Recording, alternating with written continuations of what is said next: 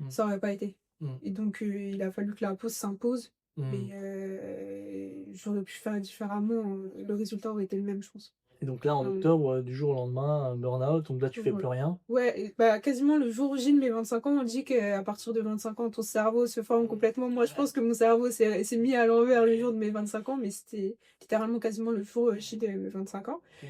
Et c'est vraiment un soir, je rentre chez moi, après être partie dans un coworking, je rentre et tout.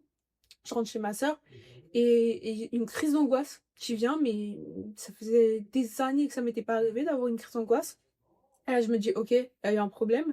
Donc le lendemain, je téléphone à un client, je lui dis: «Bah, on va arrêter» et je me dis: «J'arrête avec Mmh. ce client-là, Mmh. parce que ça fait trop, j'ai trop de travail et je vais pas y arriver». Mmh.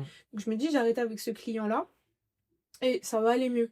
Puis la semaine se passe, pendant 1 ou 2 jours, ça va mieux et en fait, ça va pas mieux et ça revient, les crises d'angoisse reviennent et puis en fait, à un moment, j'arrivais plus. J'ai plus et du coup, bah, j'ai dû arrêter tout du jour au lendemain quasiment, OK. littéralement du jour au lendemain, dire stop à tout, Mmh. quasiment.